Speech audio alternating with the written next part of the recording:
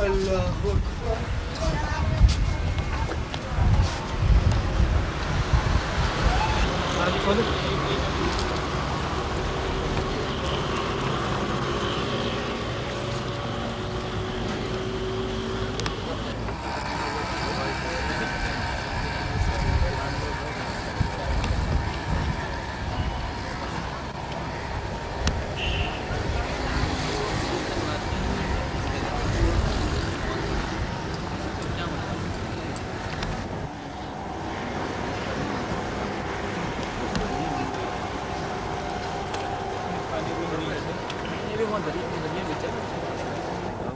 लोगों से बचा जिनकी तरह मजहब इसी वजह जो पढ़ते जा रहे हैं सजदे में जाते हैं तो हर चीज़ आपको पसंद है वही नमाज जो है ना आपको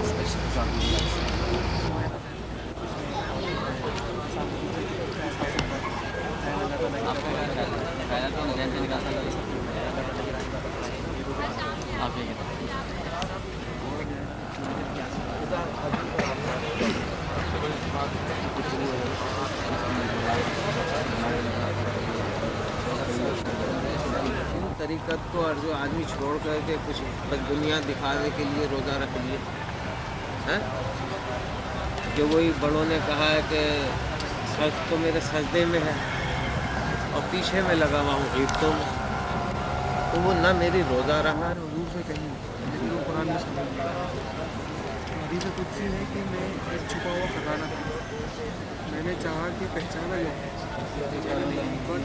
बट के साथ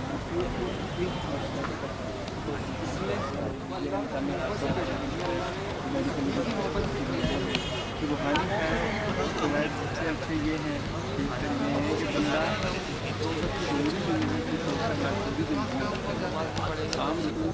इसी तरह अगर हम नबी सल्लल्लाहु अलैहि वसल्लम से मोहब्बत रखते हैं और नबी सल्लल्लाहु अलैहि वसल्लम के वाक़ई में अगर हम सबको उनसे मोहब्बत है तो उनकी खुश रखने के लिए हम वही काम करेंगे तो उनकी तालीमात है, तो वो तालीमात को पढ़ेंगे, उनकी तालीमात हमारे दिमाग के अंदर मुंतकिल होंगी, हमारे दिमाग के अंदर मुंतकिल होंगी। ये बात हम सब जानते हैं कि जब हम सुबह से शाम तक भूखे रहेंगे इसका नतीजा ये होगा कि हमारी जरूर ताकत मिलेगी और हमारी सेहत भी बहाल हो जाएगी। एक सेहतमंद काम हो या दीनी काम या दीनी काम सही तरीके से सर अंजाम हो हमारी जो लोग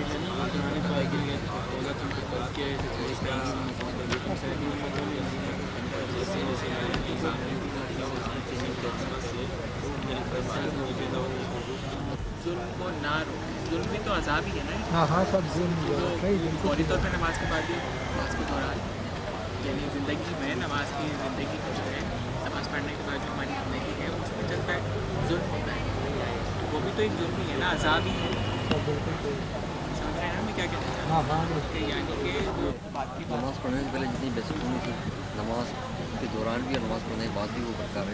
बनाई भी नहीं पीना भी चाहे वो पानी हो शरबत हो तैयब चीज़, लेकिन हम इन तैयब चीज़ों से भी रुके हुए हैं। क्यों रुके? क्योंकि अल्लाह ताला का ये हमारा यकीन है, हमारा दीन है। ज़ोहर नमाज का वक्फा होगा, ज़ोहर की नमाज अदा करने के लिए बराबर वाले लॉन में नमाज का अहतमाम किया गया है और ख़वातीन यही नमाज कायम करेंगी और ठीक 1:20 पर हम अपना प्रोग्राम को दोबारा आगाज़ कर देंगे। शुक्रिया।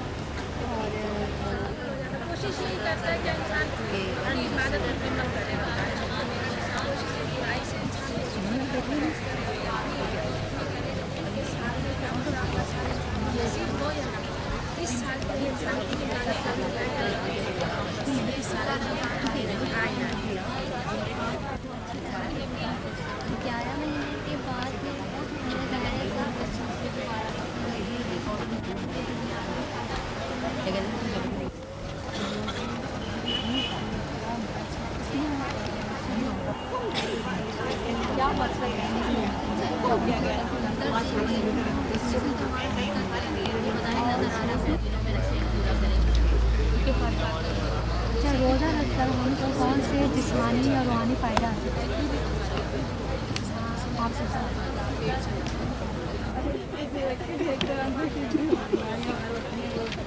बीमारियाँ ख़त्म हो जाती हैं, मसलन कौन कौन सी बीमारियाँ?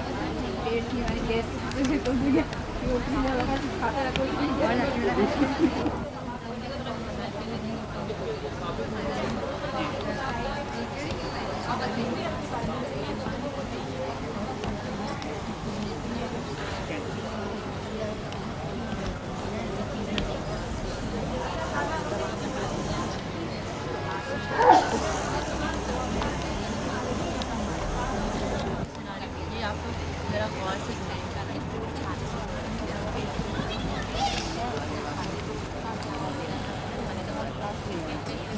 नमाज अदा करने का सही तरीका आप लोग ज़रा गौर से सुनिएगा।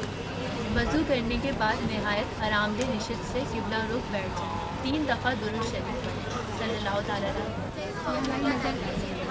रूहानी नज़र को तेज़ करती है, जिससे हम बैठ को मुशाहिदा कर सकते हैं। तो जो अल्लाह के अनवार से ये सवाल जो हमने सवाल पूछा है, ये पहले तो ये था कि नमाज फर्ज करने के बारे में क्या हिकमत है, ये हो गया। और मुझे की जिस्मानी और रूहानी फ़ायदा, अब ये आएगा सवाल बल्कि शुरू हो गया, ये दूसरा सवाल।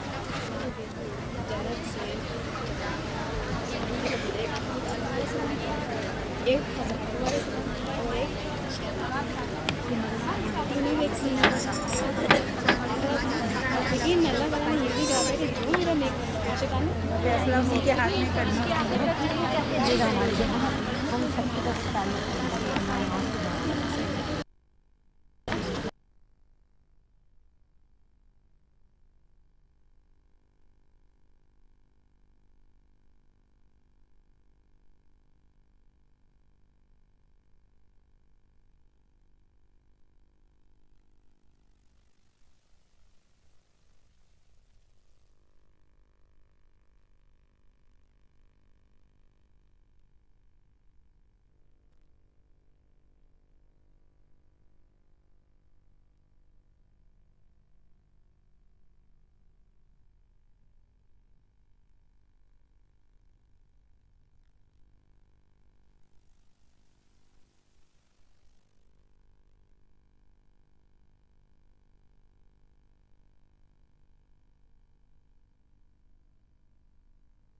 الحمدللہ رب العالمین الرحمن الرحیم مالک یوم الدین ایاک نعبد و ایاک نستعین اهدنا الصراط المستقیم صراط الذین انعمت علیہم غیر المغضوب علیہم ولا الضالین۔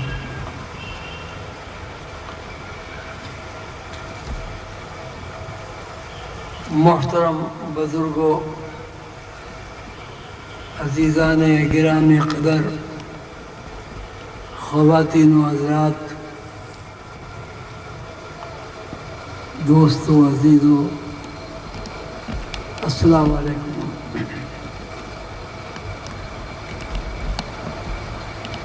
آج کی ورکشاپ کا موضوع روزہ نماز کی فرضیت،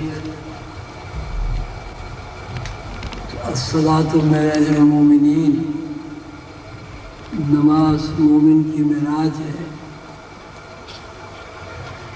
اور دین اسلام میں نماز روزے کی اہمیت پر مشتمل ہے۔ मुझे इस बात पर बड़ी खुशी है और मैं अल्लाह ताला का शुक्रगुजार हूँ कि नमाज और रोज़े के मौजू पर ज़िलज़ाले शरीफ के महीने में इतना बड़ा वर्कशॉप या मजमा देखकर दिल से ये दुआ निकलती है कि अल्लाह ताला आप सब लोगों की वर्कशॉप में शिरकत को कबूल फरमाए और जो इफ़हाम व तफ़हीम आपस में हुआ है, डिस्कशन हुआ है, उस पर अमल करने की मुझे और आपको तौफीक अता फरमाए। इस्लाम सलामती का दीन है। सलामती का दीन यानी कि इस्लाम में इंसानी ज़िंदगी का हर शोबा मुसलमान को सलामती फराहम करता है, अमन फराहम करता है, सुकून फराहम करता है, यकीन फराहम करता है, वसवसों और शकूक से निजात अता फरमाता है। अरकान इस्लाम में मुसलमान होने के बाद पहला रुकन या पहला फर्ज नमाज है। नमाज एक ऐसा अमल है कि जिसमें बातनी तौर पर और ज़ाहिरी तौर पर हर वो हरकत शामिल कर दी गई है। सय्यदना सलाम का ये इजाज़ है कि नमाज में ज़िंदगी की हर हरकत को, हर अमल को शामिल कर दिया गया है। जब हम ज़िंदगी का तज़किया करते हैं तो एक ही बात हमारे सामने आती है कि ज़िंदगी का मतलब है हरकत, हरकत करना। जब तक हरकत है ज़िंदगी है और जब तक ज़िंदगी है हरकत है।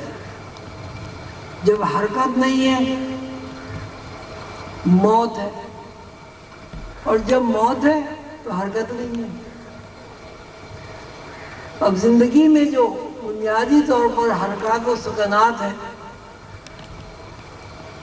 सबसे पहले ये कि हमारे हाथ हरकत करते हैं, फिर हमारा जिस्म हरकत करता है। जिस्म की हरकत में ये चीज़ शामिल है कि जिस्म सीधा भी होता है, जिस्म झुकता भी है, जिस्म लेटता भी है। जिस्मानी हरकत में ये बात भी शामिल है कि जिस्म मुड़ता भी है, इधर उधर देखता भी है।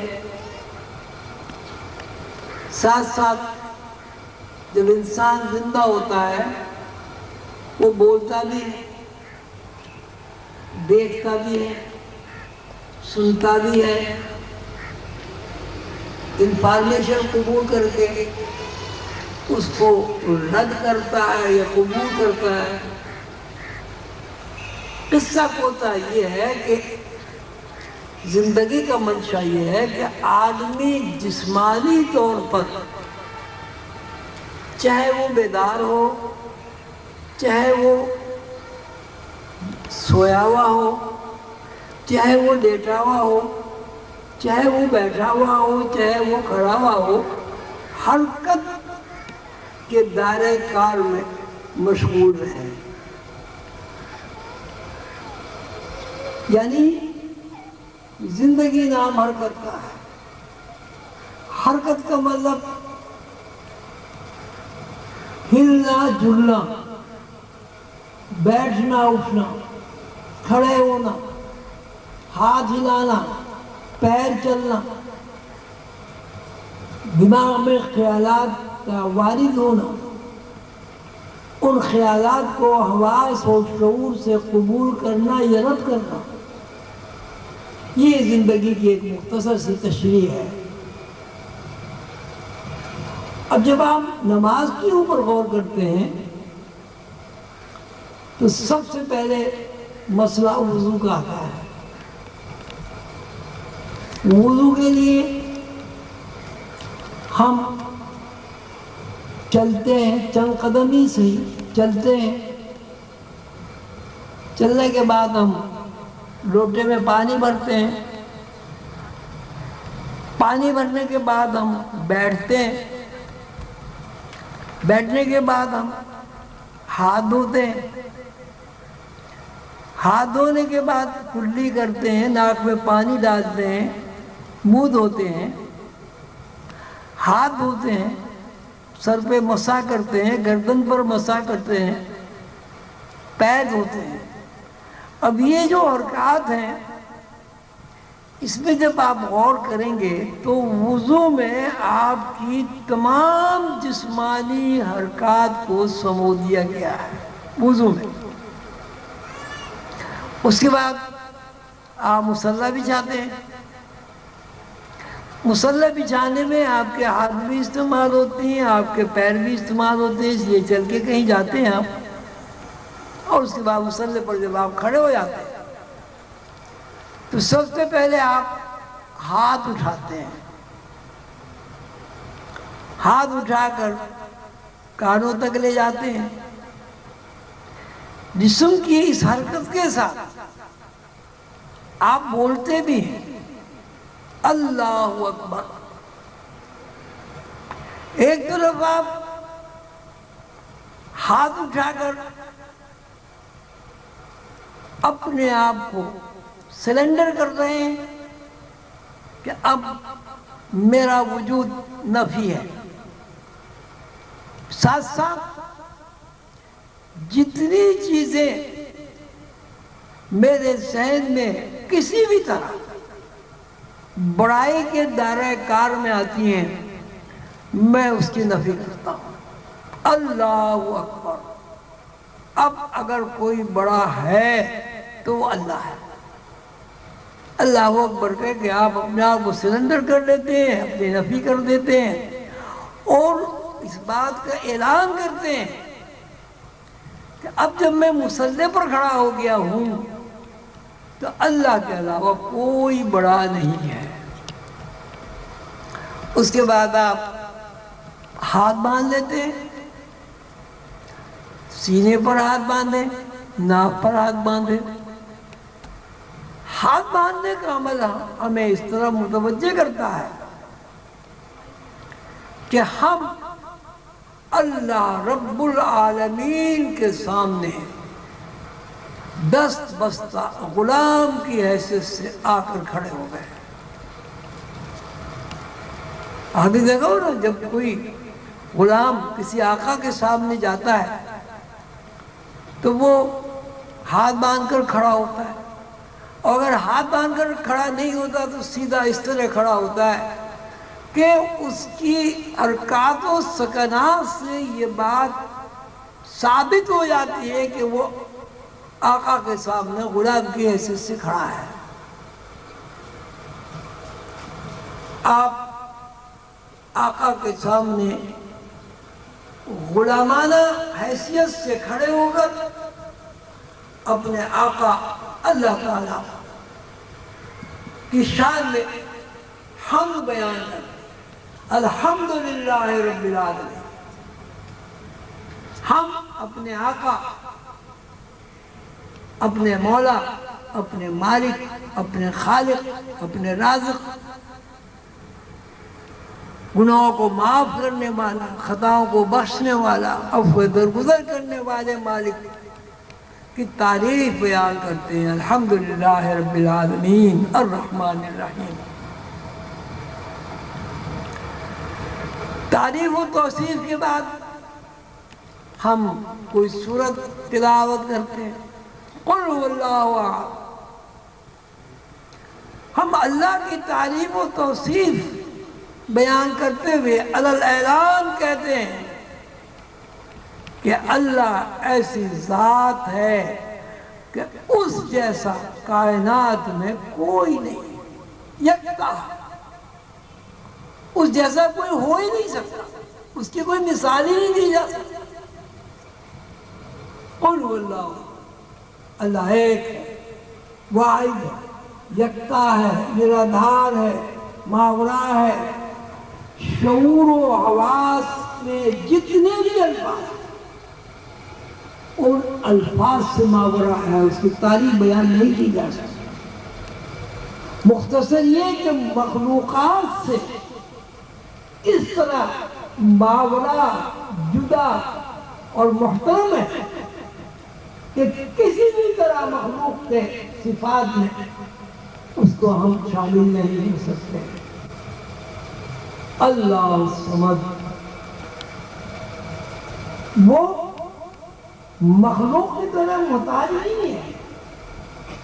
مخلوق ہوا کی محتاج، آکسیجن کی محتاج، پانی کی محتاج، کھانے کی محتاج، صحت کی محتاج۔ یعنی مخلوق کا مطلب ہی ہے کہ وہ اس کی احتیاج ہوتی ہے۔ لاکھوں سال کی تاریخ میں کوئی ایک مثال بھی آپ ایسی پیش نہیں کر سکتے کہ مخلوق احتیاج کی زنجیروں سے آزاد ہوئی ہو۔ مخلوق کا مطلب یہ کہ محتاج ہے۔ اب دیکھیں، پہلے آپ نے پاک صاف اپنے آپ کو کیا، اللہ کے سامنے حاضر ہونے کے لیے کپڑے صاف کیے، مسواک کی، سر دھویا، ہاتھ دھوئے، پیر دھوئے، منہ دھویا۔ یہ تیاری کرنے کے بعد آپ مسلح پر کھڑے ہوئے تو اپنے آپ کو سرنڈر کیا۔ آپ نے اس بات کا اعلان کیا میں اللہ کے سامنے کھڑا ہوں، اب میری مرکزیت اللہ کے علاوہ کچھ نہیں۔ اگر کوئی میری مرکزیت تھی میں اس کو ختم کر رہا ہوں۔ سرنڈر کر کے آپ نے ہاتھ اٹھا دیے، پھر آپ نے ہاتھ باندھ لیے، غلام کی حیثیت سے آپ کھڑے ہو گئے اللہ کے سامنے۔ پھر آپ نے اللہ کی تعریف بیان کی۔ اللہ کی تعریف بیان کرنے کے بعد اب آپ اللہ کی اور مخلوق کی صفات کا موازنہ کرتے ہیں تاکہ آپ مخلوق کی حیثیت سے اپنے آپ کو عاجزی اور انکسار کے ساتھ پیش کر سکے، اور خالق کائنات کی ربوبیت کے اعتبار سے، خود مختاری کے اعتبار سے، قادر مطلق ہونے کے اعتبار سے اس بات کا اعتراف کریں کہ اللہ ہی وحدہ لا شریک ہے۔ اللہ الصمد، اللہ محتاج نہیں ہے۔ آپ پھر کہتے ہیں لم یلد ولم یولد، کہ مخلوق ماں باپ کے بغیر نہیں ہوتی۔ مخلوق کے لیے ضروری ہے وہ کسی کی باپ ہو، مخلوق کے لیے ضروری ہے وہ کسی کی اولاد ہو۔ اللہ ان دونوں چیزوں سے بھی ماورا ہے۔ لم یلد ولم یولد، نہ اس کا کوئی بیٹا ہے نہ وہ کسی کا باپ ہے۔ وَلَمْ يَكُنْ لَهُ كُفُوًا أَحَدٌ، مخلوق کا خاندان ہوتا ہے، برادری ہوتی ہے، کنبہ ہوتا ہے، قوم قبیلہ ہوتا ہے، کف ہوتا ہے۔ وَلَمْ يَكُنْ لَهُ كُفُوًا أَحَدٌ، اللہ ایسی عرفہ و اعلیٰ ذات ہے کہ اس کا نہ کوئی خاندان ہے، نہ اس کا کوئی کنبہ ہے، نہ اس کا کوئی برادری ہے، نہ اس کا کوئی قوم ہے، نہ اس کا کوئی قبیلہ ہے۔ یہ سب تعریف بیان کر کے आजी और इंकिसारी कबूल कर, इजहार बंदगी करके अब आप जरूरी समझते हैं कि अल्लाह की रबूबियत का इकरार जिस्मानी और ज़हनी दोनों तरह करें। नतीजे में आप फिर कहते हैं अल्लाहु अकबर। जो कुछ मैंने कहा है, जितनी कुछ मैंने तारीफ की है, जितने कुछ मैं सिफात अल्लाह की बयान कर चुका हूँ, फिर वाक़ई अल्लाह इससे भी बहुत बड़ा है। अल्लाहु अकबर। और ये कहते हुए आप रुकू में चले जाते। तो रुकू का मतलब झुकना, झुकने का मतलब आज़ी इंकिसारी, इजहारे अब्दियत, इजहारे नदामत।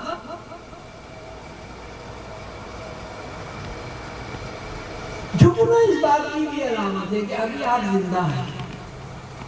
झुकना इस बात की भी अलामत है कि अभी अल्लाह ताला ने जो जिंदगी आपको अता की है वो आपकी शिरजानों में, रगों में, आसाब में, पट्ठों में, दिमाग में, दिल में, गुर्दों में दौड़ कर। किसी आदमी ने ये नहीं देखा कि कोई मुर्दा आदमी कभी झुका हो। मुर्दा और जिंदे में अगर बुनियादी बात तलाश करके आप इसको एक लफ्ज में बयान करें कि मुर्दा जिंदा क्या है, तो वो एक लफ्ज ये होगा कि जिंदा आदमी झुकता है, मुर्दा आदमी अकड़ता है। किसी मुर्दा आदमी को आपने झुकते नहीं देखा होगा। हाथ भी अकड़ दिया, पैर भी अकड़ दिया, गर्दन भी अकड़ दी, कमर भी अकड़ गई। आप मुर्दा आदमी की गर्दन झुकाने भी चाहे तो नहीं झुकते। मुर्दा और जिंदा में फर्क ही है कि जिंदा आदमी झुकता है, मुर्दा आदमी अकड़ता है। तो जब आप रुकू में गए तो आपने अल्लाह की दी हुई जिंदगी को कबूल किया और रूहानी तौर पर इस बात का इकरार किया कि अल्लाह ने जो मुझे जिंदगी अता की है, मैं उसका झुककर अल्लाह के हुजूर आदाब बजाना चाहता हूं, सलाम पेश करता हूं, शुक्र अदा करता हूं। इसके बाद आप फिर खड़े हो गए। खड़े होने के बाद फिर आपने कहा समी अल्लाहु लिमन हमिद। अल्लाह ही की तारीफ है सब कुछ। फिर आप सिजदे में चले गए। सिजदे का मतलब कि आप लेट गए, फिर आप उठ के बैठ गए, फिर आप लेट गए, सिजदे में चले गए। इससे होता ये है कि जब आप नमाज के अरकान पर गौर करेंगे तो आपको नमाज में जिंदगी की सारी हरकत और सुकनात नजर आएंगी और हर हरकत को शुरू करने में और हर हरकत को खत्म करने में आपको अल्लाह का तस्करा करना होगा। मसलन आपने अल्लाहु अकबर करके हाथ बांधे, जब आपने अलहम शरीफ पढ़ी फिर अल्लाह का जिक्र हो गया। आपने कुल अल्लाह शरीफ पढ़ी या कोई भी सूरत पढ़ी फिर अल्लाह का जिक्र हो गया। आप जब रुकू में गए फिर अल्लाह का जिक्र हो गया। सुनिए अल्लाह हो गया, फिर अल्लाह का जिक्र हो गया। जब सजदे में गए फिर अल्लाह का जिक्र हुआ। सजदे में भी सुभान रब्बियल आला और रुकू में सुभान रब्बियल अजीम, वहाँ भी अल्लाह का जिक्र हुआ। अत्तजात में बैठ गए, वहाँ भी अल्लाह का जिक्र हुआ, अल्लाह के रसूल का जिक्र हुआ, अल्लाह के रसूल पर दरूद और सलाम मिल गया, पैगम्बर को दलाल रसूल मिल गए। अब एक बात भी रहेगी कि बंदा इधर से इधर उधर भी देखता है। वो आपने सलाम करने में वार्ता पूरी कर दी, अस्सलाम वालेकुम रहमतुल्लाह।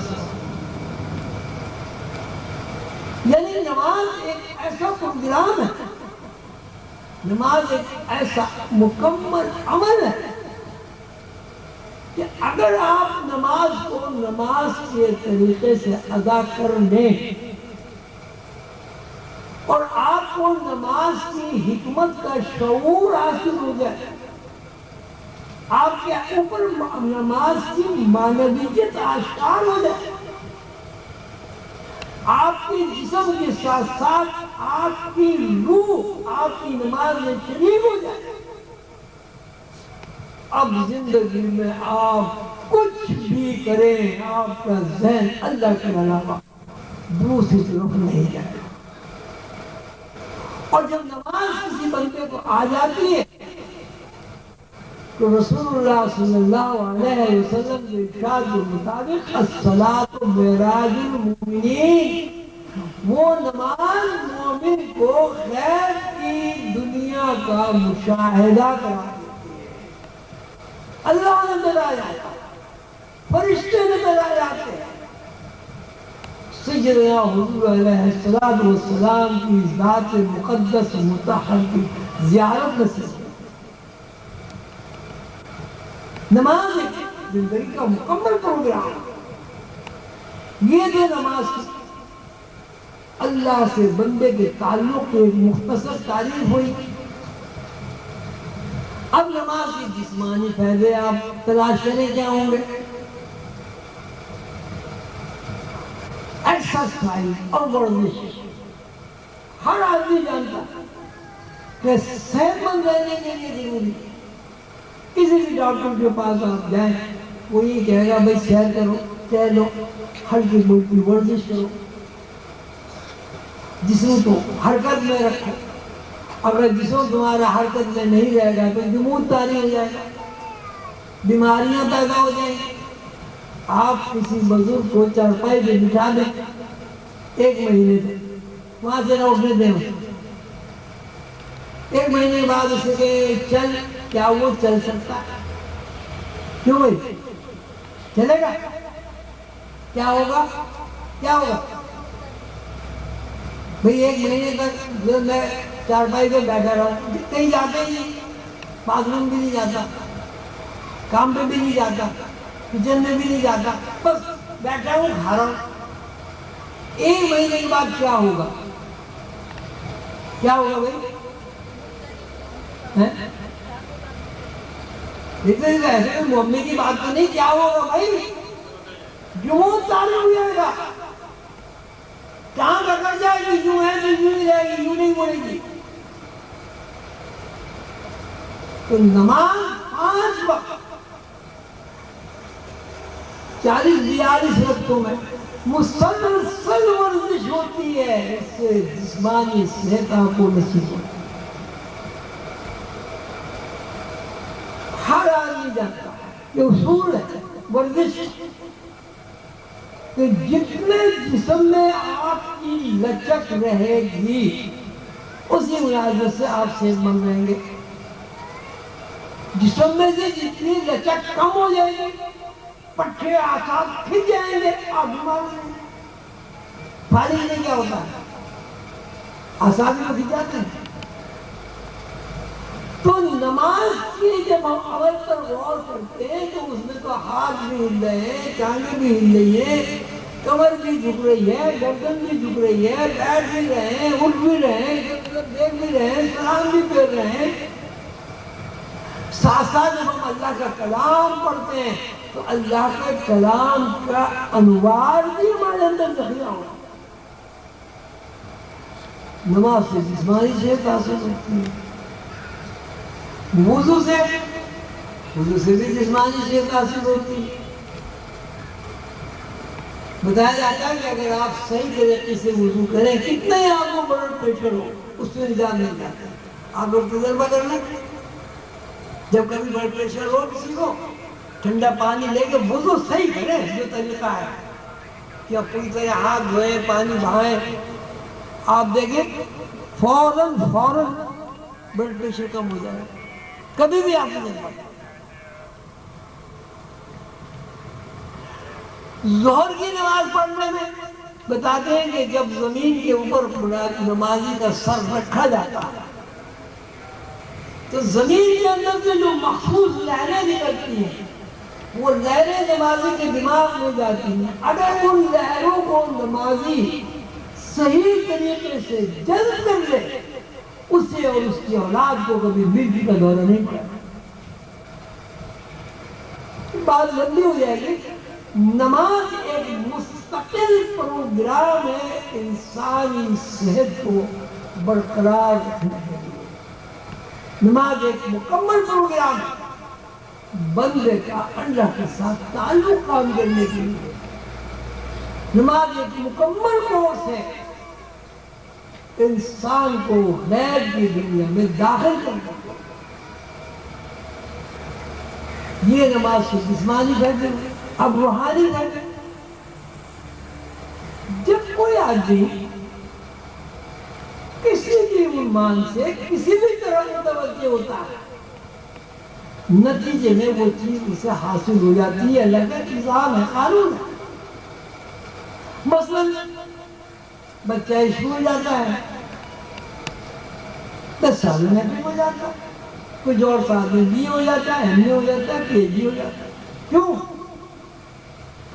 اس لیے کہ اس نے اللہ تعالیٰ کا یہ قانون پورا کر دیا کہ جب ذہن کسی ایک نقطے پر مرکوز ہو جاتا ہے اللہ تعالیٰ اس کی محنت اس کی صحیح قبول کر کے اس کا نتیجہ فراہم کرتا ہے. جب آپ نماز میں کھڑے ہوں گے اور اللہ اکبر اللہ اکبر اللہ اکبر سمی اللہ لمن حمیدہ سبحان ربی العظیم سبحان ربی الاعلیٰ کا برابر ورد کرتے رہیں گے اور مرکزی ذات کی اللہ ہوگی تو روحانی طور پر اللہ آپ کے سامنے آ جائے گا. حضور پاک صلی اللہ علیہ وسلم کا ارشاد عالی مقام ہے کہ مومن کو مرتبہ احسان حاصل ہوتا ہے. مرتبہ احسان کے 2 درجے ہیں. ایک درجہ یہ ہے کہ مومن اس میں کوئی شرط نہیں ہے نہ عورت کی نہ مرد کی. مومن عورت بھی ہے مومن مرد بھی ہے. پہلا درجہ مرتبہ احسان کا یہ ہے رسول اللہ صلی اللہ علیہ وسلم کے ارشاد کے مطابق کہ مومن کے اندر یہ صفات کام کرتی ہے, یہ صلاحیت پیدا ہو جاتی ہے کہ وہ یہ دیکھتا ہے کہ مجھے اللہ دیکھ رہا ہے. اور مرتبہ احسان کا دوسرا درجہ یہ ہے کہ مومن یہ دیکھتا ہے کہ میں اللہ کو دیکھ رہا ہوں, یہ مجھے اللہ دیکھ رہا ہے, یہ میں اللہ کو دیکھ رہا ہوں. اس کے لیے نہایت کامیاب پروگرام نماز. لوگ سوال کریں گے کہ سوچیں گے کہ بھئی پھر ہمیں یہ سب چیزیں حاصل کیوں نہیں ہوتی. حاصل یوں نہیں ہوتی کہ ایک تو ہمیں کسی نے بتایا ہی نہیں کہ نماز ایک مکمل ذات کا حیات ہے جس پر انسان عمل کر کے خدا رسیدہ ہوتا ہے. بس پڑھ لو جی نماز پڑھ لو, خیالات ادھر کے ادھر کے ادھر کے, السلام علیکم ورحمۃ اللہ وبرکاتہ. مگر نماز کی حکمت پوری نہیں ہوئی. نماز کو صحیح طریقے سے ادا نہیں کیا گیا. اگر نماز صحیح طریقے سے ادا ہو جائے تو انسان کے اندر پیغمبروں کی طرز فکر منتقل ہو جاتا ہے. حضور قلندر بابا رحمۃ اللہ علیہ کے ارشاد کے مطابق پیغمبروں کی طرز فکر یہ ہے کہ وہ فیئر آف اللہ سوچتے ہیں. کوئی بھی کام کرتا پہلے ان کا ذہن اللہ کی طرف جاتا ہے, پھر وہ اس کام کو شروع کرتے ہیں اور کرتے ہیں. دوسرا پروگرام آپ کا ورکشاپ کے حوالے سے جو میں نے فائل دیکھا روزے کا ہے. روزے کی تشریح آپ نے بہت پڑھی ہوگی. میرے مرشد حضور قندر بابا ہو جائے رحمۃ اللہ علیہ نے روزے کے بارے میں یہ فرمایا ہے کہ روزہ ترک کا پروگرام ہے، چھوڑنے کا پروگرام ہے، نفی کرنے کا پروگرام ہے. اور بعد میں کچھ اس طرح ہے کہ صبح جب فجر کی اذان ہوئی آپ نے خود سے معاہدہ کیا کہ میں نے سورج غروب ہونے تک اب کچھ نہیں کھانا، اللہ کے لیے بھوکا پیاسا رہنا ہے. اس کا مطلب یہ ہوا کہ آپ نے کھانے پینے کو ترک کر دیا، اللہ کا جائز چیزوں کو چھوڑ دیا، اس لیے کہ چھوڑنے سے اللہ خوش ہوتا ہے. آپ نے معاہدہ کیا کہ میں نے غصہ نہیں کرنا، روزے میں غصہ نہیں کرنا. کیوں نہیں کرنا؟ کہ اللہ نے کہا غصے سے روزہ مکروہ ہو جاتا. اس کا مطلب یہ ہوا وَالْكَاظِمِينَ الْغَيْظَ وَالْعَافِينَ عَنِ النَّاسِ وَاللَّهُ يُحِبُّ الْمُحْسِنِينَ. آپ نے اپنے آپ کو اس بات کے لیے تیار کر لیا کہ میں نے غصہ نہیں کرنا. کیوں نہیں کرنا؟ کہ غصہ نہ کرنے والوں سے اللہ محبت کرتا ہے. میں نے غصے کا ترک کر دیا. غصے کا ترک اس لیے کر دیا تاکہ اللہ کی محبت مجھے حاصل ہو. میں نے بےمانی، مکاری، دغا بازی، 420 ملاوٹ نہیں کر دی. بھائی ملاوٹ سے 420 کے گھر میں پیسے آ رہے ہیں، پیسے ہو تو سب پیسے سبھی کو نہ. اب اللہ کے لیے سارے دن کوئی ایسا کام نہیں کرنا جس سے اللہ نہ خوش ہوتا. تو اس کا مطلب ہے آپ نے دولت جیسی چیز جس کے لیے ساری دنیا پریشان ہے، جس کے لیے ہر آدمی آخرت خراب کرنے کے لیے تیار ہو جاتا ہے، ابھی اسے ترک کر دیا، چھوڑ. جب آپ نے یہ سب کام کر لیے، یہ سب کام کے پیچھے آپ کو قرآن کی ہدایت ملتی ہے، قرآن کی روشنی ملتی ہے، رسول اللہ صلی اللہ علیہ وسلم کا ارشاد ملتا ہے، اللہ کا کلام ملتا ہے. روزے کی جزا میں خود ہوں. جب تم یہ ترک کرو، دنیاوی سارے جائز معاملات میں بھی اپنے آپ کو پابند کر لو گے، یہ نہیں کرنا، تو اللہ تعالیٰ آپ کی اس عادت سے، اس ترک سے، اس اظہار سے، اس خلوص سے، اس قربانی سے اتنے خوش ہوں گے. اللہ تعالیٰ نے خود فرما دیا کہ روزے کی جزا میں خود ہوں. میری ترک سے یہ فائدہ ہوگا کہ آپ کو اللہ مل جائے گا. اللہ مل جائے گا، اللہ تو پاس ہی ہے بھائی. ہم نے اللہ کو چھوڑا ہوا ہے. اللہ کو کہتا ہے نہ وہ اقرب الیہ من ولید، میں تمہاری لگے جان سے زیادہ قریب ہوں. اللہ کو کہتا ہے کیا تم ایک ہو میں 2 ہوں، یا تم 3 ہو اور 5 4 ہوں، یا تم 4 ہو میں 5 ہوں. جو تم کرتے ہو میں دیکھتا ہوں، جو تم چھپاتے ہو میں جانتا ہوں. میں نے تمہیں الا انہ بکل شیء محیط، کہ ایک دائرہ ہے اللہ، اس کے اندر تم ہو، اس دائرے سے باہر تم نہیں نکل سکتے. قالوا ان اللہ و انا الیہ راجعون. اللہ کی طرف سے آئے ہو، اللہ کی طرف جا رہے ہو، کہیں اور ٹھکانا نہیں ہے. جب آئے دنیا میں اللہ کی طرف سے آئے، اور جب جاؤ گے کہاں جاؤ گے؟ بتاؤ اللہ کے علاوہ کہاں جاؤ گے؟ جب آنا بھی اللہ کی طرف ہے، جانا بھی اللہ کی طرف ہے، راستہ بھی اللہ کی طرف سے ہے، راستہ اللہ کی طرف جا رہا ہے، تو اللہ آپ سے دور کیا ہوا؟ وَفِي أَنفُسِكُمْ أَفَلَا تُبْصِرُونَ۔ اللہ تعالیٰ کہتے ہیں کہ عجیب بات ہے، نو انسانی سے کہتے ہیں اللہ تعالیٰ کہ عجیب بات ہے، میں تمہارے اندر ہوں اور تم مجھے دیکھے نہیں ہو، تو اللہ دور نہیں ہے۔ جب ہم ترک کا پروگرام روزہ رکھتے ہیں،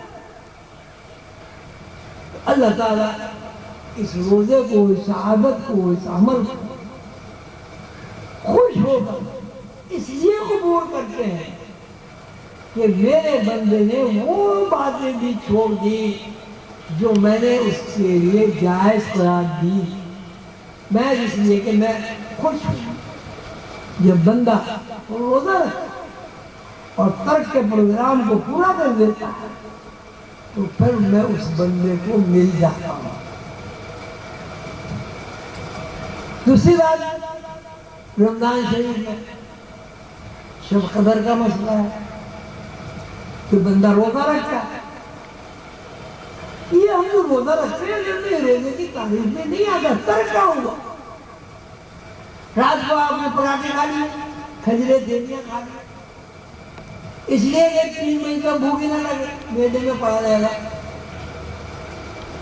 ابھی 3 بجے آپ افطاری میں لگ گئے، مرد اللہ باہر چلے گئے خریدنے اور پھر پکوڑے پکانے میں لگ گئے۔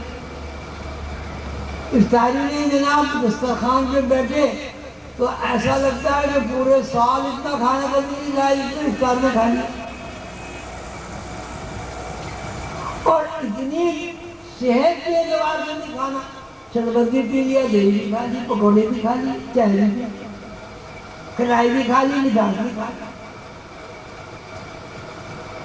تب سے مراد یہ ہے کہ آپ کا معدہ بیمار نہ ہو، آپ اتنا کھانا کھائیں جس سے آپ بیمار نہ ہو اور آپ کی صحت بحال رہے، کمزوری بھی نہ ہو۔ لیکن رمضان کے بارے میں ہماری والدہ صاحبہ کہا کرتی تھی، بھائی رمضان کا مہینہ برکت کا مہینہ ہے، ہر گھر کا دگنا خرچ ہو جاتا ہے۔ تو اللہ میاں تو دیتا ہے روزہ آپ کے اوپر، لیکن یہ ترک کے پروگرام میں نہیں ہے۔ جب بندہ روزے کو روزے کی طرح رکھتا ہے، روزے کو اس طرح رکھتا ہے جس طرح حضور پاک صلی اللہ علیہ وسلم نے رکھا ہے، تو اس کے اندر ایک روحانی بالیدگی پیدا ہوتی ہے، اس کے شعور کے اوپر سے کثافت کے، محدودیت کے اور گناہوں کے جو پرت چڑھ گئے ہیں وہ اترنے شروع ہو جاتے ہیں۔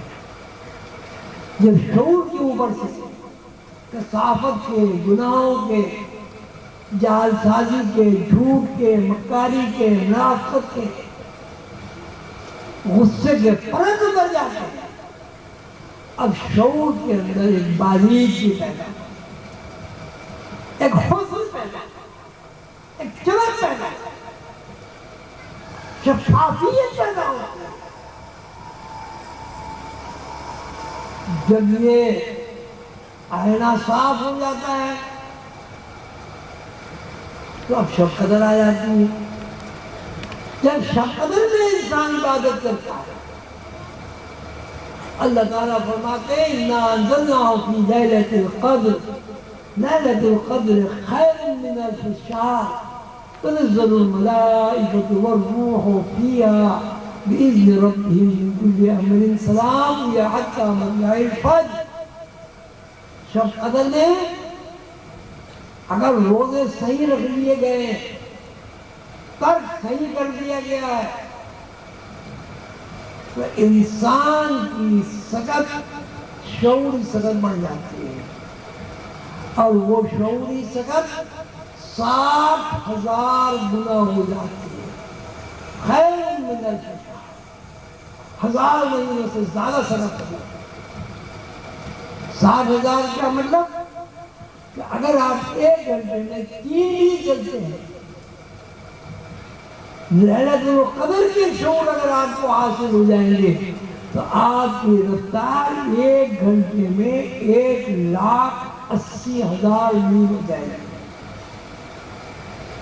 جب آپ کی شعور سے 1,80,000 میل ہو جائے گی تو یہ وہ سگت ہے، یہ وہ رفتار پرواز ہے کہ جس رفتار پرواز سے انسان فرشتے دیکھ لیتا ہے. تنزل الملائکۃ والروح، فرشتے اترتے اور حضرت جبرائیل علیہ السلام اترتے ہیں، اور یہ رات امن و سلام کی یہ رات ہے. صبح جب ترک کرتے ہیں یعنی ہم اپنی زندگی کو اللہ کے لیے وقف کر دیتے ہیں، اللہ کے احکامات پر عمل کرتے ہیں، روزہ اس طرح رکھتے ہیں جس میں ہمارے آقا، ہمارے مولا، ہمارے محبوب محمد رسول اللہ صلی اللہ علیہ وسلم نے رکھا ہے، تو ہماری رفتار 60,000 گنا ہو جاتی ہے. اور وہ 60,000 رفتار ہونے سے انسان کے شعور میں کثرت پیدا ہو جاتی ہے کہ وہ آسمان سے اترتے ہوئے فرشتوں کا مشاہدہ کرتا ہے. حضرت جبریل سامنے آئے تھے، محسنین نے لکھا ہے کہ ایسے بندوں سے حضرت جبریل علیہ السلام مصافحہ کرتے ہیں. اب یوں روزہ آپ سارے مہینے رکھتے رہے، اتنا کھائیں کہ آپ کو ڈکار ہی جاتے رہیں، اتنا کھائیں کہ تراویح میں آپ الٹیاں کر دیں، مسجد میں صف میں بدبو آئے. یہ روزے کے آداب پورے نہیں ہوئے. روزے کے آداب یہ کہ ترک یعنی اپنے آپ کو معصیت سے بچائیں، گناہوں سے محفوظ رکھیں، غصے سے بچائیں، غیبت سے بچائیں، زیادہ سے زیادہ اللہ کی عبادت کریں، اپنا معاش کا کام کریں، معاش کا کام کرنے کے بعد عبادت میں لگائیں، درود شریف پڑھیں، قرآن شریف پڑھیں، نفلیں پڑھیں، اچھی کتابیں پڑھیں، اور یا اللہ کے قصے پڑھیں، رسول اللہ صلی اللہ علیہ وسلم کی سیرت طیبہ کا مطالعہ کریں. جب یہ روزہ آپ کا صحیح ہو جائے گا تو اس کا فائدہ یہ ہوگا کہ آپ کے اندر غیب کی نظر کھلے گی. یہ جو آپ سنتے ہیں نا اللہ کو کوئی نہیں دیکھ سکتا اور بھائی مرنے کے بعد اللہ کو دیکھیں گے، یہ سب اس میں کوئی حقیقت نہیں. اللہ کو ہر بندہ دیکھ سکتا ہے، ہر بندہ دیکھ سکتا ہے. وہ فی انفسکم فلا تبصرون، میں تمہارے اندر ہوں، تم مجھے دیکھتی کیوں نہیں ہو؟ نحن اقرب الیہ من حبل الورید، میں تو تمہاری لگے جان سے زیادہ قریب ہوں، تم مجھ سے جلدی دور ہو. میرے حساب سے یہ جو ہے نا اللہ کو کوئی نہیں دیکھ سکتا. یہ کسی ولی اللہ نے یہ بات کی. ولی اللہ کا کوئی مشن نہیں ہے کہ جب ہمارے آقا ہمارے مولا محمد رسول اللہ صلی اللہ علیہ وسلم کے روبرو بیٹھ کر اللہ کو دیکھ سکتے ہیں، اللہ سے باتیں کر سکتے ہیں، جس کی تصدیق اللہ نے خود کی. فَوْحَا إِلَىٰ عَبْدِهِ مَا أَوْحَىٰ مَا كَذَبَ الْفُؤَادُ مَا رَأَىٰ، ہم نے اپنے بندے سے جو ہمارے دل کیا باتیں تھیں، مَا كَذَبَ الْفُؤَادُ مَا رَأَىٰ، ہمارے بندے نے جھوٹ نہیں دیکھا، کوئی خواب خیال کی بات نہیں اس نے دیکھا، ہم نے اس سے باتیں کی، راز و نیاز کیا. بے شک اللہ کے محبوب محمد رسول اللہ صلی اللہ علیہ وسلم کی طرح اللہ کو کوئی نہیں دیکھ سکتا، لیکن ہم ان کی امت ہیں، ہم اللہ کی صفات کو دیکھ سکتے ہیں، اللہ کے تجلی کا ادراک کو کر سکتے ہیں، اللہ کے نور کا مشاہدہ کو کر سکتے ہیں. بس یہی ہماری نگاہ ہے. آپ سب حضرات کا بہت شکریہ، آپ تشریف لائے. اور میں نے جو مختصراً عرض کرنا تھا روزے اور نماز کے بارے میں، تو میں نے عرض کر دیا یہ بڑی نصیب اور سعادت کی بات ہے کہ رمضان شریف کے مہینے میں جبکہ روزہ بھی ہے آپ اتنے سارے حضرات اللہ کے رسول صلی اللہ علیہ وسلم کے لیے یہاں جمع ہو گئے اور آپ نے اللہ کے لیے وقت دیا. رسول اللہ صلی اللہ علیہ وسلم کی حدیث مبارکہ ہے جب بندے اللہ کے ذکر کے لیے جمع ہو جاتے ہیں تو فرشتوں کے پروں کے پرے اتر جاتے ہیں اور وہ بھی اس میں شریک ہوتے ہیں. اب یہاں کوئی اللہ والا ہو دیکھنے والا ہو جس کی نظر میں وسعت ہو تو وہی بتا سکتا ہے ہمارے کتنے فرشتے ہمارے درمیان بیٹھے ہوں گے. اس لیے کہ اللہ نے کہا ہے کہ جب میرا کہیں ذکر ہوتا ہے وَرْكَعُوا مَعَ الرَّاكِعِينَ وَاسْجُدُوا مَعَ السَّاجِدِينَ رکوع کرنے والوں کے ساتھ فرشتے رکوع میں چلے جاتے ہیں, سجدہ کرنے والوں کے ساتھ سجدے میں چلے جاتے ہیں, اللہ کا ذکر کرنے والوں کے ساتھ ذکر میں مشغول ہو جاتے ہیں. ذکر کرنے اطمینان قلب حاصل ہوتا ہے. اب یہ دنیا پریشانی کی دنیا ہے, ہر آدمی بے سکون ہے, ہر آدمی پریشان ہے. لیکن اب جتنی دیر آپ یہاں لوگ بیٹھے 2-3 گھنٹے بیٹھے ہیں آپ کو اس بات کو علم ہے, اندازہ ہے کہ ان 2-3 گھنٹوں میں آپ کو کوئی بے سکونی نہیں ہوئی, کوئی پریشانی نہیں ہوئی. کیوں؟ اس لیے کہ آپ ایک اللہ, ایک رسول, ایک کتاب اور اس کتاب کے بتائے ہوئے اصولوں اور طریقوں پر غور و فکر کرتے رہے, ذکر کرتے الا بذکر اللہ تطمئن القلوب. اللہ کا ذکر کرنے سے بندے کو اطمینان قلب نصیب ہوتا ہے. آپ سب حضرات کا بہت شکریہ. اللہ تعالیٰ آپ کو خوش رکھے, مجھے اور آپ کو اپنا عرفان نصیب فرمائے.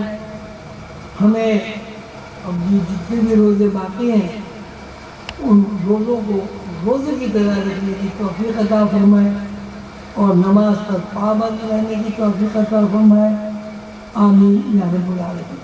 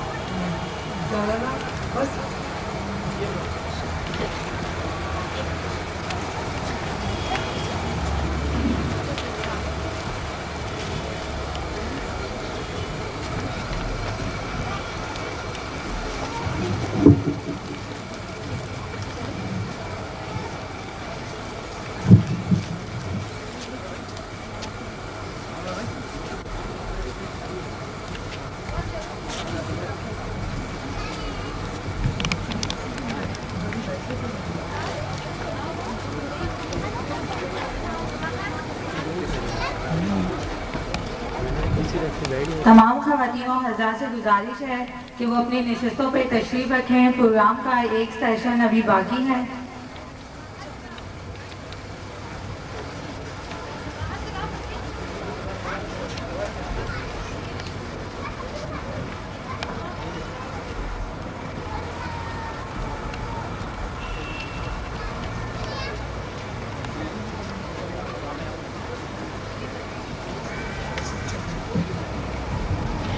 تمام خواتین و حضرات اپنی نشستوں پر تشریف